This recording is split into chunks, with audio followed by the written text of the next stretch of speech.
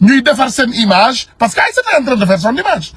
mi ngi voyager Europe mi ngi voyager feneen ak feneen mi ngi defar image am parce que ëllëg ak si biir moo tax pour boo leen ko laalee donte ay bracelet ngeen ko laalee mais déglul daa ma wax leen ko boo leen bàyyee Aïssata par exemple 1 an 2 ans ci seen gouvernement bees bi kañ ngeen koy jàpp à la 3e année après ngeen jox ban explication au niveau international bu ñu leen laajee waaw mais Aïssata lu mu def doomam ñu ne leen mais loolu xamu leen ko woon bi ngeen di dugg ci bureau when you were going into office you didn't know that loolu xale bi nekk jardin d'enfants xam na ko pourquoi vous laissez Aïssata se balader partout et refaire son image pourquoi Aïssata mi ngi ci dëkk bi yéen a ngi ci dëkk bi Aïssata ngi def ay dégâts mi ngi def ay njombe Aïssata ngi defar turam te mu nekk ci ay délits yu dul jeex ngeen ne pat di ko seetaan pour jusqu'à quand ministre yi ñu convoqué sax Aïssata bokku ci yi ñu convoqué le petit troupe de ministres qu'on a convoqué là kuy bàyyi Aïssata di dem ci yambar Ismaïla Madior c'est les mêmes personnes comment tu peux sauter Ismaïla Madior bëggu leen wax carrément li mu mën a wax donc mi ngi leen di junj te junj doy na borom xel mu ne leen Aïssata dina ñëw seede ne waaw joxoon nañ ma 50 millions ma delloo ko Aïssata mooy ñëw seede Aïssata lu muy seede lu muy yëgee ne ñëw nañu ba jox Ismaïla Madior 50 millions moom ak Aïssata seen waxtaan kañ la fa yegg lu dul mu ñëw weddil ko parce que am na lu mu ko xamal dama ne naka ngay wooyee Ismaïla Madior romb Aïssata Tall Sall je veux savoir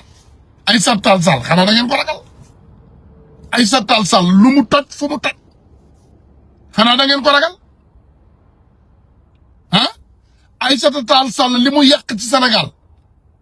Aïssata Tall Sall scandale sur scandale sur scandale da ngeen koy seetaan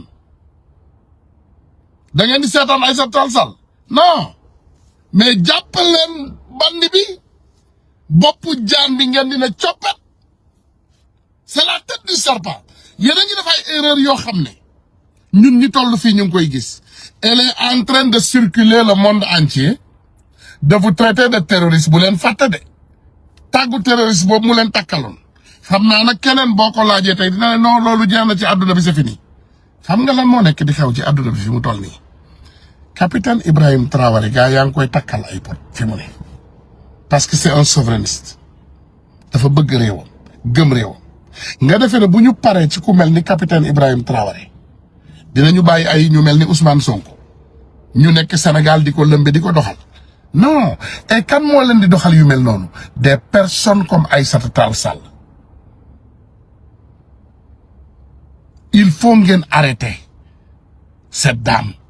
Aïssata Tall Sall mi ngi voyager mi ngi yàq te doo leen ko xam tey ëllëg ngeen koy ñëw xam et ce sera trop tard ñun am na lu ñu xam ñun am na lu ñu xam ñun am na lu ñu xam am na lu ñu xam de Aïssata Tall Sall mii nee nañu leen jóg leen xar seen tànk tubéy balaa muy trop tard before it's too late boo leen ko deful nag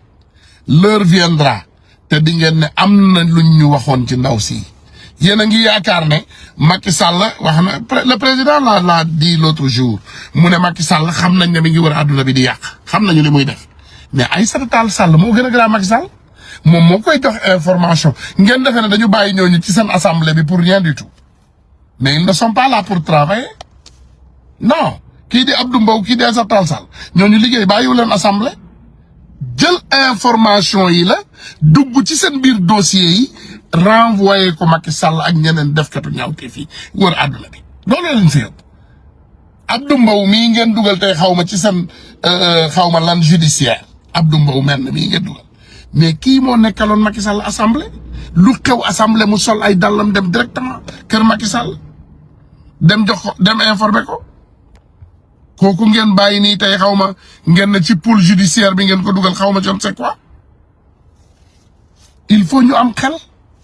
ñun ay bandi lañ ko seqal duñu ay nitu dara Aïssata Tall Sall du nit man naka ngeen di créer man je ne comprends pas ay poursuite des ministres Aïssata Tall Sall set ci donc elle est plus intelligente que ñun daal loolu mooy wax ji donc Aïssata Tall Sall bu ñu bàyyee xel bu baax donc ñun Aïssata Tall Sall moo ñu gën a intelligente sëñ bi peace I got a lot to do